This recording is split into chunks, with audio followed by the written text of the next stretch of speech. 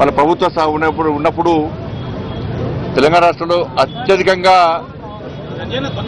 నా ఫోన్ కాలను మాత్రమే టాప్ చేశారు. నా ఫోన్ కాలను టాప్ చేశారు అత్యధికంగా.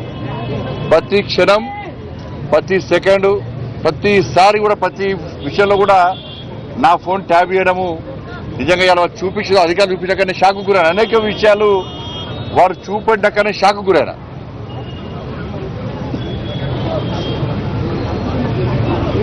ఎంత నీచులు వీళ్ళంటే కేసీఆర్ కుటుంబము మావోయిస్టులకు సంబంధించి ఫోన్లను ట్యాప్ చేయాలి. ఆ లిస్టులో మా పేర్లు పెట్టారు. మావోయిస్టు లిస్టులో మా పేర్లు పెట్టి మా ఫోన్లను ట్యాప్ చేశారు.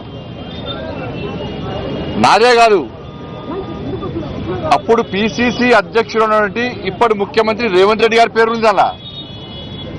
కేసీఆర్ అల్లుడు హరీష్ రావు పేరు కూడా ఉంది అలా. వాళ్ళ ఫోన్ కూడా ట్యాప్ చేశారు. మొట్టమొదటిసారి అసలు ఫస్ట్ బాధితున్నా నేను దీనిలో. నేను మొట్టమొదటిసారి ఫోన్ ట్యాపింగ్ వ్యవహారంలో ఫస్ట్ టైం స్టేట్మెంట్ ఇచ్చింది కూడా నేనే. నేను గతం నుంచి చెప్తున్నా, ఇది మూర్ఖత్వ ప్రభుత్వము. వీళ్ళకు వావి వరుసలు ఏంలో వీళ్ళకు. ఇవాళ మంచి పండుగ, ఇవాళ రేపు ప్రధానమైన పండుగ. బంధాలు అనుబంధాలకు సంబంధించినటువంటి ఇవాళ పండుగలు. ఇవాళ అమ్మవారి పండుగ అంటే వరలక్ష్మి శుక్రవారం, రేపు రాఖీ పండుగ. ఇవాళ ఇన్ని పండుగలైనా కూడా ఇవాళ వేలాది మంది ఇవాళ భారతీయ జనతా పార్టీ కార్యకర్తలు పండుగలు వదిలిపెట్టి తరలి వచ్చారు ఇవాళ. కానీ అప్పుడు కేసీఆర్ ప్రభుత్వంలో వావి వరుస లేవు. వాళ్ళకు తల్లి లేదు, నా తండ్రి లేడు, నా అక్క లేదు, నా చెల్లి లేదు. వాళ్ళకు